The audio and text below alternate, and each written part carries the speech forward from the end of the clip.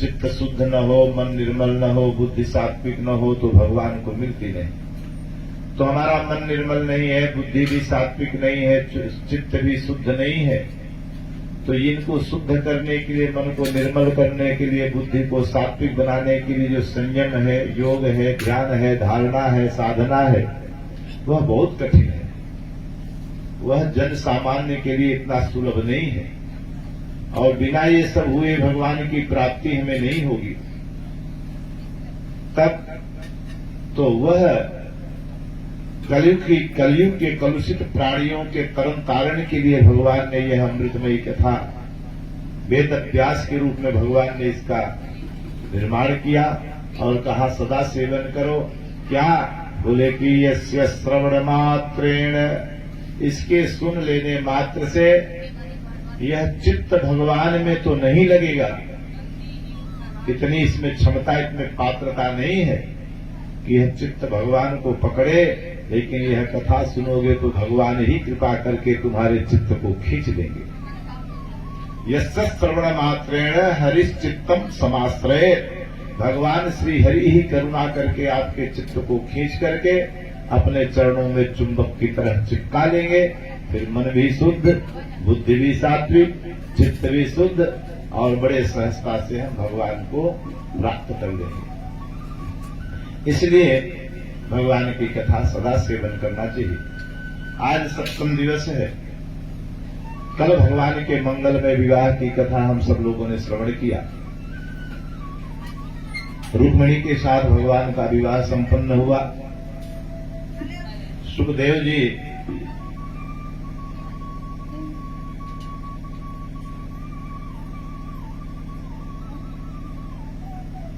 जी कथा सुनाते हैं। सुखदेव जी कहते हैं, राजन एक ही विवाह थोड़ी हुआ द्वारिकाधीश के, तो फिर कितने हुए? बोले महाराज इनके 16,108 विवाह हुए। तो परीक्षित जी के होश उड़ गए, राम राम, हमारे भगवान के इतने विवाह हुए? तो महाराज ऐसे कैसे विवाह हो गए? बोले राजन सुनो, ये तो साक्षात अष्टलक्ष्मी के रूप में 8 आई हैं, उनके विवाह की कथा सुनो। फिर 16,100 और विवाह हुए। रुक्मिणी जी तो भगवती लक्ष्मी के रूप में ही अवतरित हुई हैं, उनकी कथा आपने कल सुना। और लक्ष्मी एक नहीं होती है, दीपावली पूजन कराए तो अष्टलक्ष्मी का पूजन होता है। तो ये 8 लक्ष्मी भगवान की ही हैं और इस धराधाम पर विभिन्न रूपों में अवतार ले चुकी हैं और इन सबका भगवान वर्ण करेंगे। तो हे राजन, प्रथम विवाह रुक्मिणी के साथ, दूसरा जावमंती के साथ, तीसरा सत्यभामा के साथ, चौथा कालिंदी के साथ, 5वां विवाह मित्रवृंदा के साथ, 6वां विवाह सत्या के साथ, 7वां श्रुतकीर्ति और 8वां विवाह लक्ष्मणा के साथ भगवान का। दूसरा विवाह जावमंती के साथ हुआ। हे राजन, एक समय की बात है, एक थे राजा सत्राजित, उनके पास श्यामंतक मणि थी, वह सूर्य के द्वारा दी हुई थी।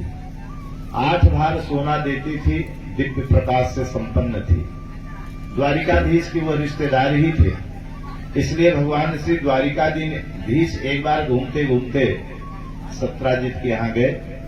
वह मणि उनको पहने हुए देखे तो भगवान ने कहा, तुम्हारे गले की शोभा बनी हुई है और हम ये चाहते हैं कि तुम ये मणि हमें दे दो और इस मणि से लोक मंगल का काम हो, समाज कल्याण का काम हो। बोल भक्तवत्सल भगवान की। खूब ठाकुर जी कृपा करें, खूब मंगल करें, खूब भगवत कृपा। तो इस तरह से खूब भगवत कृपा, तो इस तरह से जो है श्यामंतक मणि तुम हमें दे दो। सत्राजित ने मना कर दिया कि नहीं नहीं, हम ये मणि आपको नहीं दे सकते। तो द्वारिकाधीश वापस चले आए। एक दिन की बात है, सत्राजित का भाई प्रसेनजित वही मणि लेकर द्वारिकाधीश के यहां गया मिलने के लिए। लेकिन द्वारिकाधीश के यहां तक नहीं पहुंचा, बीच रास्ते में ही शेर ने उसे मार डाला, वो समाप्त हो गया। बहुत दिन बीत गया तो सत्राजित पता लगाने आया द्वारिका में कि मेरा भाई प्रसेनजित कहाँ है।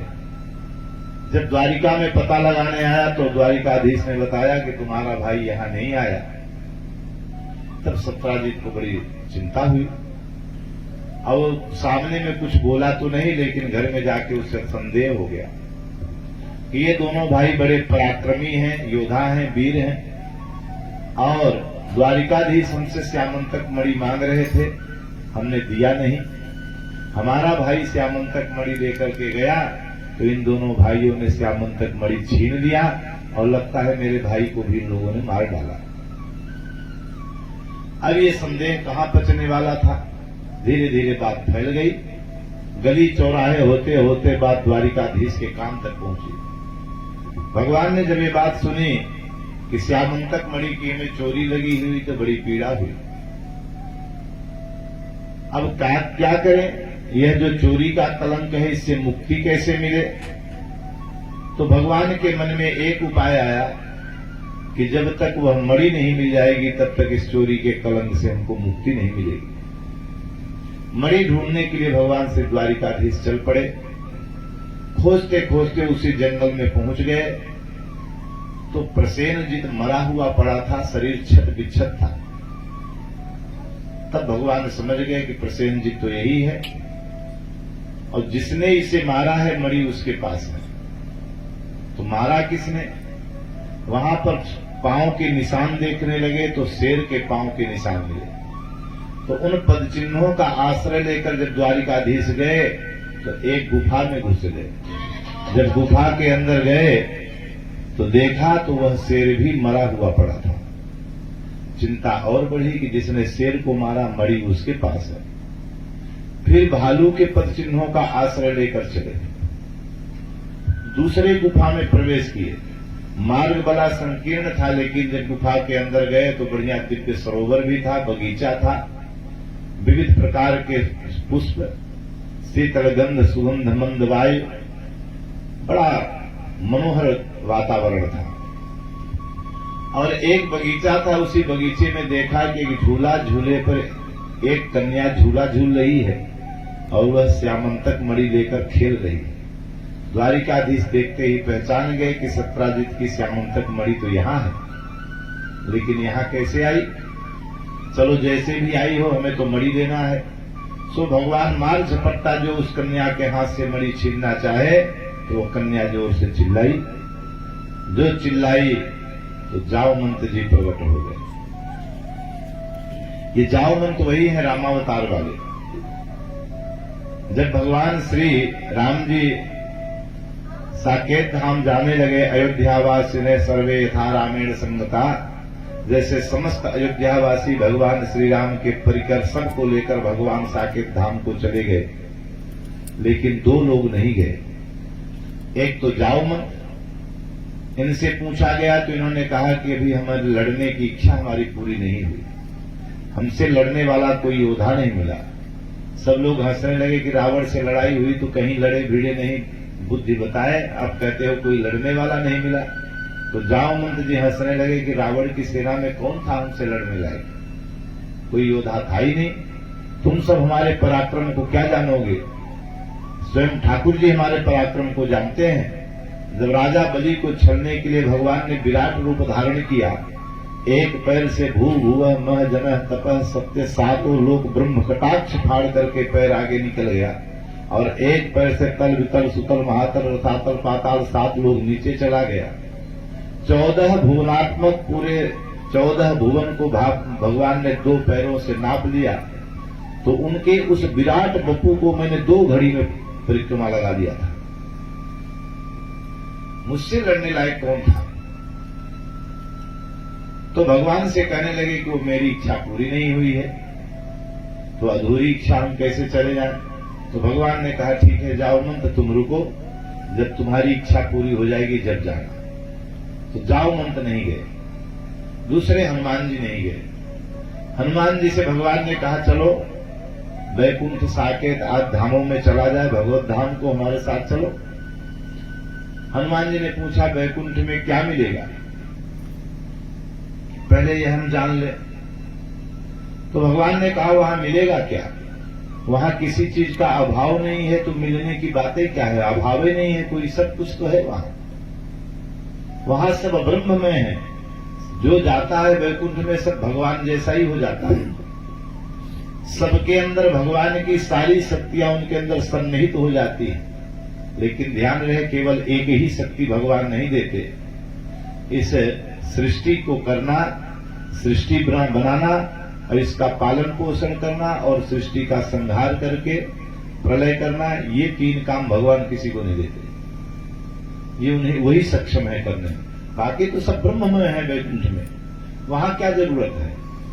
तो हनुमान जी ने कहा, महाराज वहां क्या कथा होती है आपकी? तो भगवान हंसने लगे, बोले ना ना, कथा नहीं होती। कीर्तन होती है? बोले कीर्तन भी नहीं होती। रामनवमी मनाई जाती है? बोले ना। आपकी विवाह पंचमी? ना। कृष्ण जन्माष्टमी? बोले ना। नवरात्रि? बोले ये कुछ भी नहीं होता। बोले राम राम कीर्तन भी नहीं होते? बोले ना। आपकी कथा? बोले कुछ भी नहीं होता हनुमान जी वहां। तब हनुमान जी ने कहा, न यत्र वैकुंठ कथा सुधापगा, वह वैकुंठ ही क्यों न हो जहां आपकी कथा सुधापगा न होती हो, जहां आपका कथा कीर्तन न होता हो। न यत्र वैकुंठ कथा सुधापगा, जब वैकुंठ में कथा नहीं होती, आपका कीर्तन नहीं होता, तो वैकुंठ क्या, सुरेश लोकोपि न वैस सिद्धता। सुरेश लोकोपि माने देवराज इंद्र के लोक से भी, वहां की साधन सुविधा सुख सुविधा से भी श्रेष्ठ कोई अगर स्थान हो, सुरेश लोकोपि न वैस सिद्धता, वह हम जैसे वैष्णवों के सेवन करने के योग्य नहीं है, इसलिए हम नहीं जाएंगे।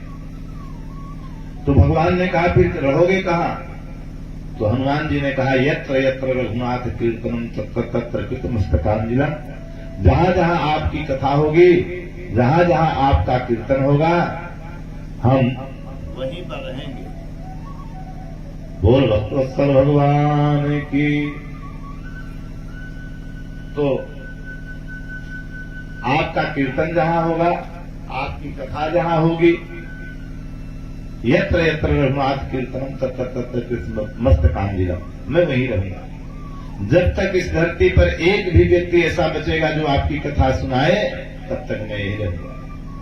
जब आपकी इस धरती से कथा कीर्तन समाप्त हो जाएगी, तब हम अन्यत्र कहीं जाने के लिए विचार करेंगे। बोल भक्तवत्सल भगवान की। तो ये वही जाओमंत जी है।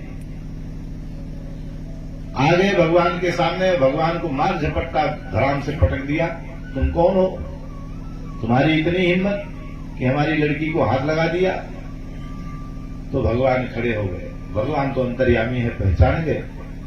बोले ये जो श्यामंतक मणि इसके हाथ में है, कहां मिली? बोले तुमसे क्या लेना देना? बोले इस मणि की चोरी का कलंक हमें लगा हुआ, इसलिए यह मणि हम यहां से लेकर जाएंगे। जामवंत ने कहा, तुम हमें चुनौती दे रहे हो? तो बोले महाराज चुनौती ही समझ लो, अगर सीधे सीधे दे देंगे तो ठीक है, नहीं तो यहां से हम इसे आपको हरा कर, आपसे जीत करके छीन कर ले जाएंगे। तो जामवंत को क्रोध आया और बोले तो तुम्हारी चुनौती हमको स्वीकार है। दोनों में युद्ध होने लगा। 21 दिन और रात पर्यंत दोनों लड़ते रहे। भगवान समझ गए कि अपने लौकिक शक्तियों से हम जामवंत को परास्त नहीं कर सकते। लौकिक शक्ति जिसे मनुष्य रूप में अवतार लिए हैं, तो जो वो शक्ति है, उस शक्ति से जब वह परास्त नहीं कर पाए, तो भगवान तो कर्तुम अकर्तुम अन्यथा कर्तुम समर्थ है, इत ईश्वर है, वह तो परमात्मा है। तब अपने दिव्य अलौकिक शक्ति का आवाहन किया और उस अलौकिक शक्ति के माध्यम से जामवंत को जकड़कर पटका। और जो पटक करके छाती पर पांव रख के मुष्टिका लेकर खड़े हुए मारने के लिए, क्यों जामवंत जी समझ गए। और जामवंत हंसने, बस करो प्रभु, मैं पहचान गया। भगवान भी हंसने लगे, पहचान गए? बोले पहचान गया, आप वही रामावतार वाले हमारे प्रभु श्री राम ही हैं ना? तो भगवान भी हंसने लगे, बोले पहचाने तो सही। बोले महाराज आपकी बलवती माया मोह के कारण मैं अज्ञानी जीव, मैं आपको नहीं पहचान पाया। तो इसमें कोई बहुत बड़ी बात नहीं है, क्योंकि आपके माया का आवरण हमारे आंखों के ऊपर पड़ा हुआ है और उस मायावरण के कारण हम आपको पहचान नहीं पाए। यह मेरी गलती है। लेकिन आप तो अंतर्यामी हैं, आप तो मुझे पहचानते थे, तो आपने क्यों नहीं बताया? इतने दिन तक हमारा युद्ध हुआ, कितने अपराध हुए, कितने घूंचे हमने आपको मारे, कितने बार पादप प्रहार किया आपके ऊपर, वह सब स्मरण करके मुझे बहुत दुख हो रहा है। भगवान ने कहा वो मेरी इच्छा से हुआ है, मैंने कहा था तुमसे कोई लड़ने वाला मिलेगा और बिना लड़े हुए तुम्हारी मुक्ति नहीं होगी, तो इसलिए मुझे लड़ने आना पड़ा। लेकिन जाओमंत, मैं ये मणि सचमुच में लेने आया हूं। इस मणि की चोरी का कलंक हमारे ऊपर लगा हुआ, इसलिए तुम ये मणि मुझे दे दो। जाओमंत ने कहा प्रभु हम आपकी स्तुति कर रहे हैं, इसका मतलब नहीं कि मणि वाली बात पलट गई। मणि वाली बात अभी भी अपने जगह पर ही है। मणि हम आपको नहीं दे सकते। क्यों नहीं दोगे? बोले ये मणि हमने अपनी कन्या को दे दिया है, हमारी जब थी तो हम दे सकते थे, अब मेरी बिटिया की संपत्ति बन चुकी है। भगवान ने कहा कैसे भी करो, मणि तो मुझे चाहिए। तो जाओमंत जी ने एक उपाय बताई कि अगर आपको ये मणि चाहिए तो एक उपाय है। बोले क्या? बोले ये मणि वाली को ही अपने साथ में ले जाओ, इस बिटिया से आप विवाह कर लो हमारी कन्या से, और जब यह आपकी पत्नी हो जाएगी तो इसकी संपत्ति पे आपका संपूर्ण अधिकार हो जाएगा और मैं भी अपनी जिम्मेदारी से मुक्त हो जाऊंगा। आपके नाम का संकीर्तन करते हुए आपके धाम को चला जाऊंगा। तो फिर वही जंगल में मंगल हुआ और दूसरा विवाह जाओमंती के साथ हुआ। जाओमंती को भी साथ में लिए और मणि भी लेकर के भगवान सत्राजित के पास आए और सत्राजित के पास आकर के सत्राजित के हाथ में मणि रख दिया और भगवान बोले ये ले तुम अपनी मणि। और मणि कहां मिली उसका प्रमाण भी लेकर के आए कि ये रही जाओमंती, इसी के यहां मणि मिली। तो राजा सत्राजित शर्मिंदित हुए और एक दिन अपनी कन्या सत्यभामा को लेकर के द्वारिकाधीश के पास गए। बोले महाराज ये मणि भी आप ले लो और हमारी बिटिया सत्यभामा आपके नाम का माला जपती है, इसलिए इसके साथ आप विवाह करो। भगवान तो पहचानते थे ये सत्यभामा नाम से प्रकट हुई है, लेकिन सब अष्टलक्ष्मी है, वो तो पहले से उनकी है। भगवान ने कहा देखो मैं सत्यभामा के अंतर्भाव को जानता हूं, वो मुझे वरण कर चुकी है, इसलिए मैं सत्यभामा को स्वीकार कर ले सकता हूं, लेकिन इस मणि के लिए मेरे ऊपर इतना बड़ा कलंक लगा तो मैं तेरी मणि नहीं लूंगा, ले जा मणि अपनी। तीसरा विवाह सत्यभामा के साथ हो गया। चौथा विवाह कालिंदी यानी जमुना जी के साथ हुआ। एक बार भगवान हस्तिनापुर गए थे, इंद्रप्रस्थ जो आज के समय में दिल्ली है, पांडवों के यहां घूमने अर्जुन के साथ घूमते घूमते जमुना जी के किनारे गए। एक कन्या दोनों हाथ ऊपर करके पैर के अंगूठे के बल पर खड़ी होकर के तपस्या कर रही है। घूमते घूमते अर्जुन जो है पहुंच गए उस कन्या के पास और अर्जुन ने पूछ लिया देवी तुम कौन हो, इतनी घनघोर तपस्या कर रही हो? उस कन्या ने बताया कि महाराज मैं जमुना महारानी हूं, मेरा नाम कालिंदी है।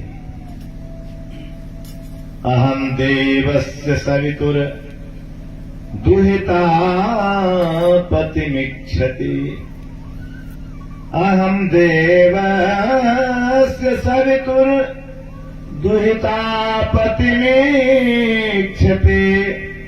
विष्णुं वरेण्यं वरदं तपः परामस्थिता।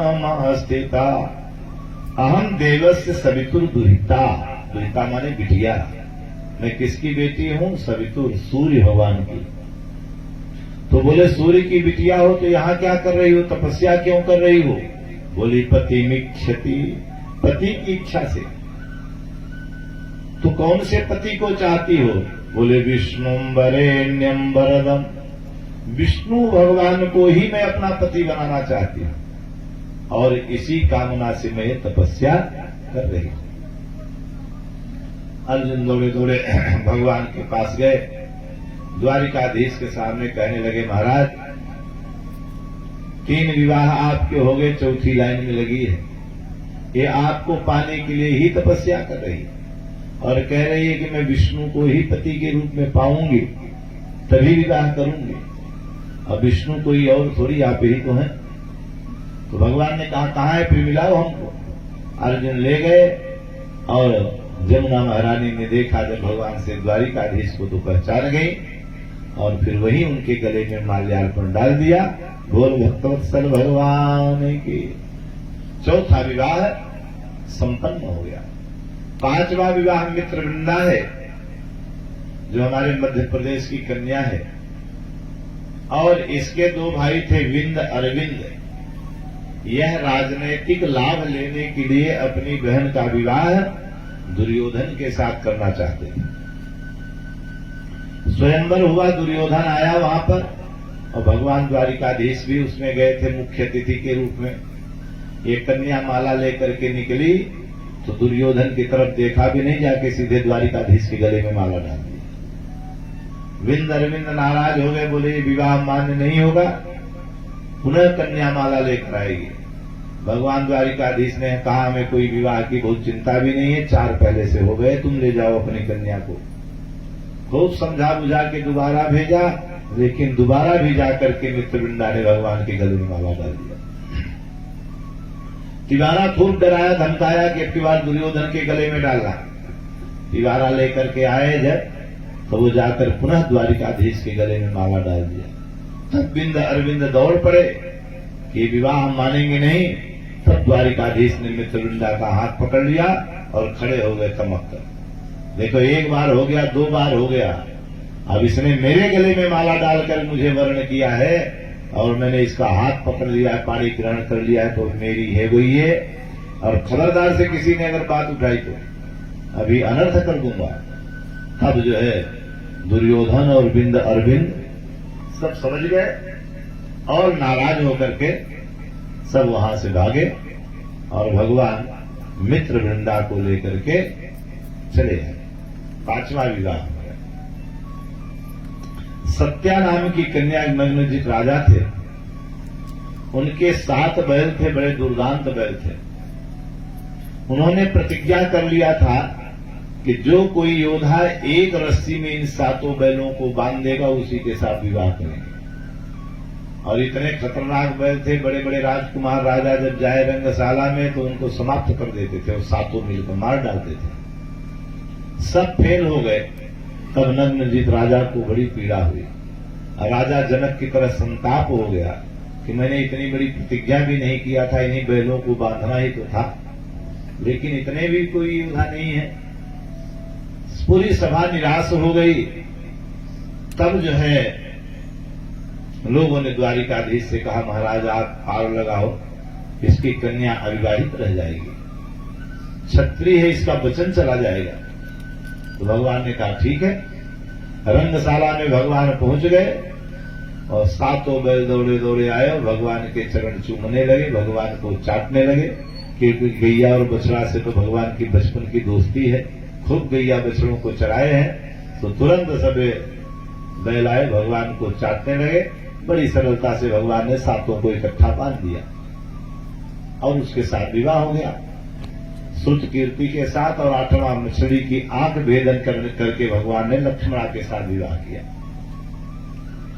इस तरह से 8 विवाह सुखदेव ने कहा राजन भगवान के ऐसे हुए। और ये राजन ध्यान से सुनो, एक था भौमासुर नाम का दैत्य और उसका मंत्री था मुर नाम का दैत्य। यह बहुत मायावी था और भौमासुर बड़ा पराक्रमी था। उसका पुरुषार्थ पराक्रम और इसकी मायावी विद्या, ये दोनों एक साथ इकट्ठा हो जाए तो ये अजेय हो जाते थे। ये अपने राज्य की सीमाओं का विस्तार करने लगा, पड़ोसी राजाओं को परास्त करता, उनकी राज्य की सीमाओं को अपने राज्य में मिला लेता और जो राजा पराजित हो जाता वहां की राजकन्याओं का हरण करके ले आता और अपने कारागार में बंद कर देता। धीरे धीरे उनकी संख्या 16,100 हो गई। तब द्वारिकाधीश को यह बात पता चली तो बड़ी पीड़ा हुई और द्वारिकाधीश गरुड़ारूढ़ होकर के प्राग ज्योतिषपुर की ओर चल पड़े। वो भौमासुर प्राग ज्योतिषपुर का राजा था। सभार्यो गरुड़ारूढ़ प्राग ज्योतिषपुरम ययो गिर दुर्गै शस्त्रै दुर्गै जलाल्यानिल दुर्गम मूर पाया सुतैर। तब जो है भगवान आए गरुड़ पर सवार होकर के और भौमासुर को युद्ध के लिए ललकारा कि या तो मेरी आज्ञा मानकर जिन कन्याओं को तुमने बंदी खाने में बंद कर रखा है तुरंत उन्हें मुक्त कर दो और मेरी शरणागति स्वीकार कर लो, अन्यथा मेरे हाथ से मरने के लिए तैयार हो जाओ। तो बड़ा अभिमानी था, उसे तो लगता ही नहीं था कोई हमें हरा देगा। वो आया भगवान की हंसी उड़ाने लगा कि तुम्हारी सेना कहां है? भगवान ने कहा हम अकेले में बहुत है। बिना सेना क्या है? बोले हाँ है। तो बोले हम तुमसे क्या लड़े? तो बोले नहीं लड़ना है तो कन्याओं को छोड़ दो। बोले ये संभव नहीं है। तो भगवान ने कहा फिर युद्ध करो, फैसला युद्ध से होगा। तो भौमासुर ने कहा तुम बड़े पराक्रमी दिखते हो, अगर इतने ही पराक्रमी हो तो पहले हमारे मंत्री से लड़ो, मुर से। उसे हरा दोगे तब मैं लड़ूंगा। भगवान ने कहा भेजो जिसको भेजना है। तो मुर नाम का मायावी दैत्य आया, भगवान से युद्ध होने लगा।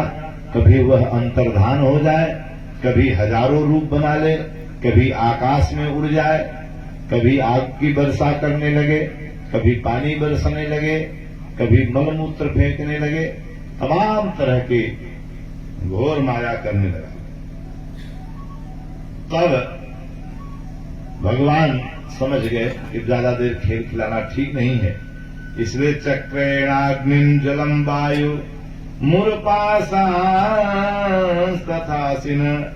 शंखनादेन यंत्राणि हृदयानि मनस्विना। तो भगवान तुरंत जो है शंखनाद करके और जो माया का विस्तार किया था सारी माया को समाप्त कर दिया। जब माया उसकी सारी मायावी विद्या समाप्त हो गई तो चक्रेणा अग्नि, भगवान की उंगली में चक्र सवार हो गया। और वह चक्र ऐसा कि उससे अग्नि निकलने लगी और भगवान ने चक्र छोड़ दिया। मुर नामक दैत्य को जो है चक्र ने ध्वस्त कर दिया और वह निष्प्राण होकर धराधाम पर धड़ाम से गिर पड़ा। बोल भक्तवत्सल भगवान की। तो भगवान ने मुर नाम के दैत्य का वध किया, इसलिए ठाकुर जी का एक नाम पड़ गया मुरारी। मुरारी नाम पड़ा। अब इधर भगवान भौमासुर को युद्ध के लिए ललकारे। अब भौमासुर अकेला पड़ गया। पुरुषार्थी तो था, पराक्रमी था, लेकिन ये मायावी विद्या जो उसके साथ जुड़ी हुई थी इससे ज्यादा जोर चल जाता था उसका। तो आया और लड़ते लड़ते अंत में भगवान ने भौमासुर को भी समाप्त किया। 16,000 कन्याएं जो बंद थी उन सबको भगवान ने कारागार से मुक्त कराया। मुक्त करा करके जब बाहर आए, सारी कन्याएं बाहर आई तो भगवान की बढ़िया मंगल में स्तुति करने लगी। उनकी स्तुति से ठाकुर जी बड़े प्रसन्न हुए।